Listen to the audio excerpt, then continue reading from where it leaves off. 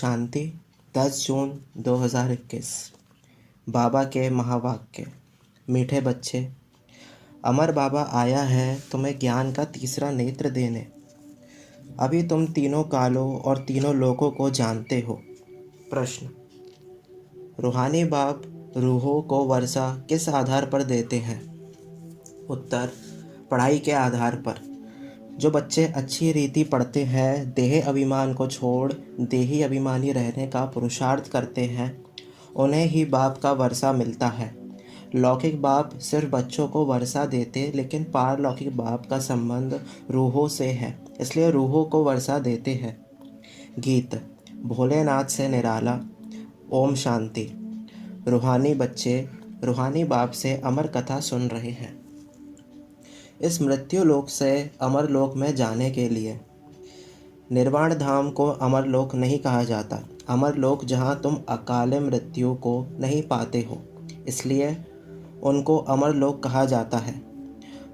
रूहानी बाप जिसको अमरनाथ कहा जाता है, ज़रूर अमर लोक में ले जाने के लिए मृत्यु लोक में कथा सुनाएंगे।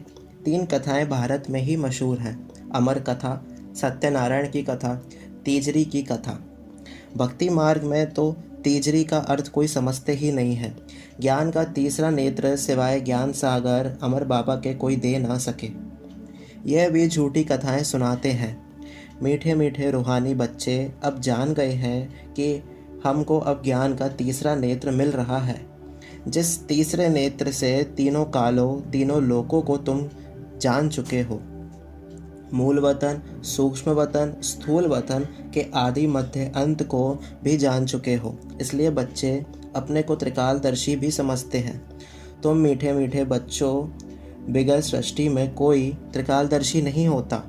तीनों कालों अर्थात सृष्टि के आदि मध्य अंत को नहीं जानते।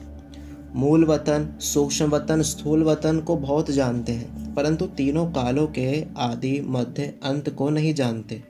अब मीठे मीठे रूहानी बच्चे रूहानी बाप से सुन रहे हैं, हम उनके बच्चे बने हैं। एक ही बार तुम रूहानी बच्चों को रूहानी बाप मिला है। रूहों को पढ़ाते हैं और सब देह अभिमानी होने के कारण कहते हैं, मैं ये पढ़ता हूँ, मैं ये करता हूँ। देह अभिमान आ जाता है। अभी इस संगम पर रूहानी बाप आकर रूहानी बच्चों को कहते हैं, तुम अच्छी रीति पढ़ो। बाप से हर एक बच्चा वर्षा लेने का हकदार है, क्योंकि सब रूहानी बच्चे होना। लौकिक संबंध में सिर्फ बच्चा वर्षे का हकदार बनता है। इस पारलौकिक संबंध में सभी बच्चों रूहों को वर्षा मिलता है। अमरनाथ की भी कथा सुनाते हैं, कहते हैं पार्वती को पहाड़ी पर कंदराओं में सुनाएंगे। बाप एक ही बार सच सुनाए सचखंड का मालिक बनाते हैं। तुम जानते हो इस झूठ खंड को आग लगनी है। यह जो कुछ देखने में आता है यह नहीं रहेगा। समय बाकी थोड़ा है। यह शिव बाबा का ज्ञान यज्ञ है। जैसे लौकिक संबंध में भी बाप यज्ञ रचते हैं, कोई रुद्र यज्ञ रचते हैं, कोई गीता यज्ञ, कोई रामायण यज्ञ रचते हैं। यह है शिव बाबा व रुद्र ज्ञान यज्ञ। यह अंतिम यज्ञ है। तुम जानते हो हम अमरपुरी में अब जा रहे हैं। बाकी थोड़े मिनट का अब रास्ता है। कोई भी मनुष्य को ये पता नहीं है। वह तो कह देते हैं मृत्यु लोक से अमर लोक में जाने के लिए 40,000 वर्ष अभी पड़े हैं। अमर लोक सतयुग को कहा जाता है। तुम बच्चों को अभी बाबा सम्मुख बैठ अमर कथा, तीजरी की कथा, सत्यनारायण की कथा सुना रहे हैं। भक्ति मार्ग में क्या क्या होता है वह तो देखा। भक्ति मार्ग का कितना विस्तार है। जैसे झाड़ का बड़ा विस्तार होता है, वैसे ही भक्ति का भी बड़ा कर्मकांड का झाड़ है। यज्ञ, व्रत, नेम, जप, तप आदि कितना करते हैं। इस जन्म के भक्त तो बहुत बैठे हैं। मनुष्यों की वृद्धि होती रहती है। तुम भक्ति मार्ग में आए हो तब से दूसरे धर्म स्थापन हुए हैं। हर एक का अपने धर्म से कनेक्शन है। हर एक की रस्म रिवाज अलग है। भारत अमरपुरी था, भारत अब मृत्यु लोक है। तुम आदि सनातन देवी देवता धर्म वाले थे, परंतु अब पतित होने के कारण तुम अपने को देवता कहला नहीं सकते। यह तुमको भूल गया है कि हम सो देवता थे। जैसे कहते हैं क्राइस्ट ने हमारा धर्म स्थापन किया तो हमारे क्रिश्चियन चले आए हैं, ऐसे नहीं कि यूरोपियन धर्म के हैं। वैसे तुम हिंदुस्तान में रहने वाले अथवा भारत में रहने वाले देवी देवता धर्म के हो, परंतु अपने को देवता कहला नहीं सकते। समझते हो हम तो पापी, नीच, कंगाल, विकारी हैं। भक्ति मार्ग में मनुष्य दुखी होते हैं तो बाप को ही पुकारते हैं। यह सिर्फ तुम ब्राह्मण बच्चे ही जानते हो कि जिस बाप को पुकारते आए हैं वह हमको बेहद का वर्षा देने के लिए अमर कथा सुना रहे हैं। हम अमरपुरी के मालिक बनने वाले हैं। अमरपुरी को स्वर्ग कहा जाता है। तुम कहेंगे हम स्वर्गवासी बनने के लिए पुरुषार्थ कर रहे हैं। कलयुग में मनुष्य मरते हैं तो कहते हैं स्वर्गवासी हुआ। अब उसने कोई स्वर्ग में जाने के लिए पुरुषार्थ थोड़ी किया। तुम तो पुरुषार्थ कर रहे हो अमरपुरी बैकुंठ में जाने के लिए। पुरुषार्थ कराने वाला कौन? अमर बाबा, जिसको अमरनाथ भी कहा जाता है। इस यज्ञ को पाठशाला भी कहा जाता है। दूसरे कोई पाठशाला को यज्ञ नहीं कहा जाता। यज्ञ अलग रचे जाते हैं जिसमें ब्राह्मण लोग बैठ मंत्र पढ़ते हैं। बाप कहते हैं यह तुम्हारा कॉलेज भी है, यज्ञ भी है, दोनों इकट्ठे हैं। तुम जानते हो इस ज्ञान यज्ञ से विनाश ज्वाला प्रज्वलित हुई है। इसमें सारी दुनिया सुहा हो जानी है, फिर नई दुनिया बननी है। इसका नाम ही है महाभारी महाभारत लड़ाई। इस जैसी लड़ाई और कोई होती नहीं। कहते हैं युद्ध में मूसलों से लड़ाई हुई, तुम्हारे साथ लड़ाई तो है नहीं। इसको महाभारत लड़ाई क्यों कहते हैं? भारत में तो एक ही धर्म होता है ना, मौत तो बाहर है। यहाँ लड़ाई की तो बात नहीं है। बाप समझाते हैं तुम्हारे लिए नई दुनिया चाहिए तो ज़रूर पुरानी दुनिया का विनाश होगा। तुम बच्चों की बुद्धि में विराट रूप का भी सारा ज्ञान है। यह भी समझते हो जो कल्प पहले आए थे वही आएंगे देवता बनने के लिए। बुद्धि का काम है। हम जितने ब्राह्मण बने हैं अब फिर देवता बनेंगे। प्रजापिता ब्रह्मा भी गाया हुआ है। परम पिता परमात्मा ब्रह्मा द्वारा मनुष्य सृष्टि रचते हैं, इसलिए ब्रह्मा को प्रजापिता कहते हैं। परंतु कैसे, कब रचते हैं, यह कोई नहीं जानते। क्या शुरू में मनुष्य नहीं है जिनको रचते हैं? बुलाते ही हैं पतित पावन आओ। तो जब मनुष्य पतित होते हैं तब तो बाप आते हैं। दुनिया को बदलना है। तुमको बाप नई दुनिया का लायक बनाते हैं। अभी सब तमो प्रधान पुरानी दुनिया में हो, फिर सतो प्रधान बनना है। बाप ने समझाया है हर एक मनुष्य मात्र को हर चीज़ को सतो रजो तमो में आना होता है। दुनिया नई से पुरानी ज़रूर होती है। कपड़ा भी नया पहनते हैं फिर पुराना होता है। तुमको ज्ञान मिला है सच्ची सत्यनारायण की कथा अभी तुम सुन रहे हो। गीता है सर्वशास्त्रमयी शिरोमणि, बाकी है उनके बाल बच्चे। जैसे ब्रह्मा की वंशावली वैसे गीता है मुख्य। उच्च ते उच्च माँ बाप, बाकी हैं बच्चे।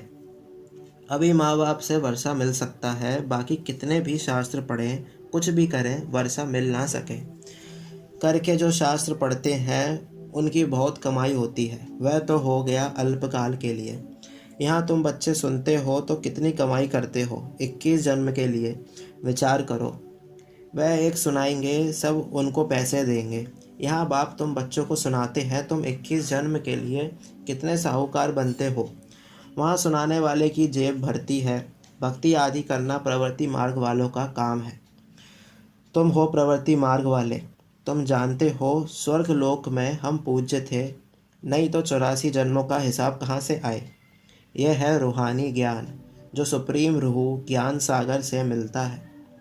पतित पावन बाप ही सबके सदगति दाता हैं। हम बच्चों को अमर कथा सुना रहे हैं। जन्म जन्मांतर झूठी कथा सुनते आए हो, अब सच्ची कथा सुनकर तुम 16 कला संपूर्ण बनते हो। चंद्रमा को 16 कला संपूर्ण कहा जाता है, सूर्य के लिए नहीं कहते हैं। तुम जानते हो हम आत्माएं भविष्य में सर्वगुण संपन्न 16 कला संपूर्ण बनेंगे। फिर आधा कल्प के बाद उन्हों में खाद पड़ जाती है। अभी तुम समझते हो हम फिर से सर्वगुण संपन्न 16 कला संपन्न 100 देवता फिर से बन रहे हैं। हम आत्माएं पहले अपने घर जाएंगे, फिर हम शरीर धारण कर 100 देवता बनेंगे, फिर चंद्रवंशी घराने में आएंगे। 84 जन्मों का हिसाब किताब चाहिए। किस युग में 21 वर्ष में कितने जन्म हुए? बाप ने 84 जन्मों की सच्ची सच्ची कथा अब सुनाई है। तुम बच्चों को कहेंगे तुम भारतवासी 84 जन्म लेते हो। अपने को एक तो ब्राह्मण समझना पड़े।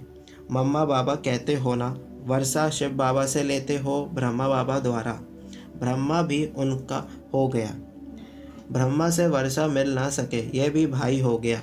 यह शरीरधारी है ना, तुम सब बच्चे वर्षा उनसे लेते हो, इन ब्रह्मा से नहीं। जिससे वर्षा नहीं पाना है उनको याद नहीं करना है, एक शिव बाबा को ही याद करना है। उनको ही कहते हैं तुम माता पिता, हम बालक तेरे। तुम इनके पास आते हो तो बुद्धि में रहता है, हम शिव बाबा के पास जाते हैं, याद शिव बाबा को ही करना है। आत्मा बिंदी है, उसमें 84 जन्मों का पाठ नूंदा हुआ है। आत्मा भ्रकुटी के बीच में रहती है, उड़ती भी सेकंड में है। मैं आत्मा एक शरीर छोड़ दूसरा लेता हूँ, भ्रकुटी के बीच जाए विराजमान होता हूँ। बुद्धि में सहज है, हमारी आत्मा ऐसी है। सतयुग में तो कोई ऐसी चीज़ देखने की आशा नहीं रहती। आत्मा को देख सकते हैं दिव्य दृष्टि से, कोई इन आँखों से देखने की बात नहीं है। भक्ति मार्ग में ही साक्षात्कार करते हैं। जैसे रामकृष्ण का शिष्य विवेकानंद था, उसने बताया है, मैं सामने बैठा था तो उनकी आत्मा निकल मेरे में प्रवेश हो गई। ऐसे कोई होता नहीं है। आत्मा कैसे एक शरीर छोड़ दूसरे में प्रवेश करती है, यह सब बातें तुम बच्चों को समझाई जाती है। अभी तुम समझते हो हम अमर लोक में जाने के लिए पुरुषार्थ कर रहे हैं। अमर लोक में हम जन्म लेंगे, वहाँ हम गर्भ महल में होंगे। यहाँ तो गर्भ जेल में बहुत त्राही त्राही करते हैं। अब आधा कल्प के लिए बाबा तुमको सब दुखों से छुड़ाते हैं, तो कितना प्यार से ऐसे बाप को याद करना चाहिए। अच्छा, मीठे मीठे सिक्की लदे बच्चों प्रति माता पिता बाप दादा का याद प्यार और गुड मॉर्निंग। रूहानी बाप की रूहानी बच्चों को नमस्ते। हम रूहानी बच्चों की रूहानी माता पिता बाप दादा को याद प्यार, गुड मॉर्निंग, नमस्ते नमस्ते, शुक्रिया बाबा शुक्रिया। धारणा के लिए मुख्य सार। फर्स्ट पॉइंट, स्वयं को रूह समझ रूहानी बाप से पढ़कर पूरा वर्षा लेना है। सचखंड का मालिक बनने के लिए सच्ची कथा सुननी और सुनानी है। सेकंड पॉइंट, जिस बाप से बेहद का वर्षा मिलता है उसे ही याद करना है, किसी देहधारी को नहीं। इस पुरानी दुनिया को आग लगनी है, इसलिए इसे देखते भी नहीं देखना है। वरदान, मन मनाभव की विधि द्वारा मन रस की स्थिति का अनुभव करने और कराने वाले सर्वबंधन मुक्त भव। जो बच्चे लोहे की जंजीरें और महीन धागों के बंधन को तोड़ बंधन मुक्त स्थिति में रहते हैं, वे कलियुगी स्थूल वस्तुओं की रचना व मन के लगाव से मुक्त हो जाते हैं। उन्हें देह अभिमान व देह की पुरानी दुनिया की कोई भी वस्तु जरा भी आकर्षित नहीं करती। जब कोई भी इंद्रियों के रस अर्थात विनाशी रस के तरफ आकर्षण ना हो, तब अलौकिक अतीन्द्रिय सुख व मनरस स्थिति का अनुभव होता है। इसके लिए निरंतर मन मनाभव की स्थिति चाहिए। स्लोगन, सच्ची सेवा वह है जिसमें सर्व की दुआओं के साथ खुशी की अनुभूति हो। ओम शांति।